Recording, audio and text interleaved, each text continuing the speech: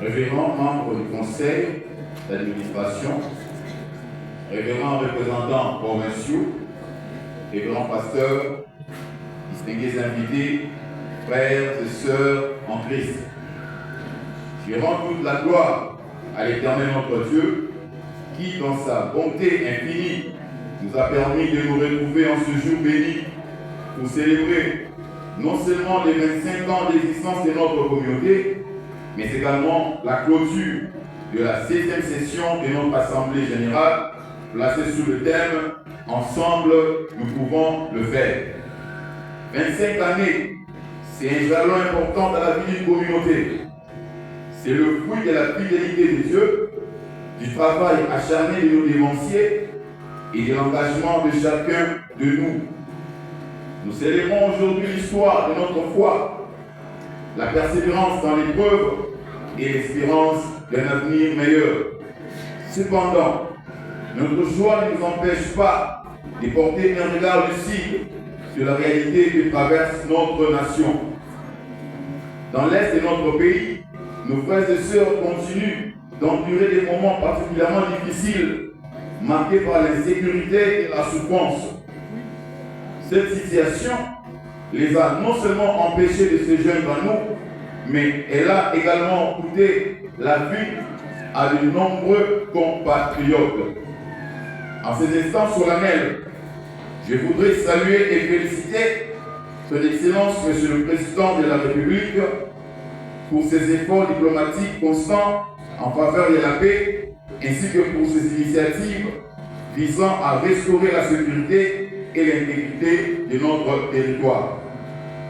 À vous, chers délégués à l'Assemblée générale, je lance un appel.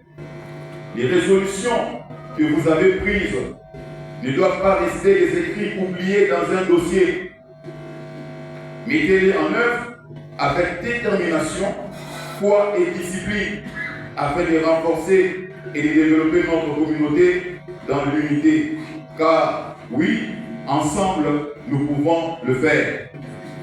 J'exhorte toute la communauté à travailler dans un esprit de fraternité, de solidarité et de service.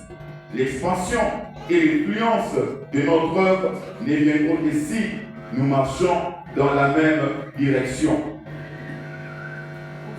La main dans la main, avec pour unique objectif glorifier Dieu et servir notre prochain. À son Excellence, Monsieur le Président de la République, j'exhorte à doter nos forces armées des matériels militaires modernes et sophistiqués des dernières générations, afin de renforcer leur capacité à défendre efficacement la patrie, à libérer les zones occupées et à sécuriser durablement nos frontières. J'exhorte également à poursuivre en profondeur la réforme de notre armée en assainissant ses rangs des éléments traîtres et déloyaux, tout en améliorant les conditions de vie et de travail de nos militaires dans le but de bâtir une armée plus forte, véritablement républicaine et pleinement dévouée à la nation. À la presse des membres du nouveau gouvernement, je formule ce vœu: servez le peuple congolais avec sincérité, abnégation et sens élevé de l'intérêt général. Les besoins de notre population sont immenses, votre mission est noble et votre responsabilité sacrée. Aux églises de notre pays, je rappelle que notre rôle n'est pas de rivaliser avec l'État, ni de chercher à l'imposer à notre manière. Nous sommes appelés à être la lumière qui éclaire le chemin, à prier pour la nation et ses autorités et à inspirer par notre exemple. Là est notre véritable puissance. Par ailleurs, j'encourage l'initiative de réunir les confessions religieuses pour un travail commun dans la perspective d'un dialogue entre Congolais. Car j'estime humblement que le dialogue doit commencer par les chefs des confessions religieuses, qui sont les guides spirituels et moraux de notre société. Une société composée à 90% des personnes croyantes. Et le simple fait que les confessions religieuses soient divisées. D'un côté, les CC-CELCO, de l'autre côté, les restes des confessions divisées en deux plateformes. Cela témoigne déjà des fractures profondes qui minent l'unité et la cohésion nationale.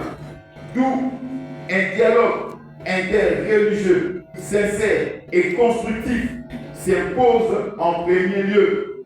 Que les chefs des confessions religieuses puissent se retrouver et s'accorder, puisqu'il s'agit ici de l'intérêt supérieur de la nation. Ce n'est qu'ensuite qu'ils pourront efficacement accompagner le processus de dialogue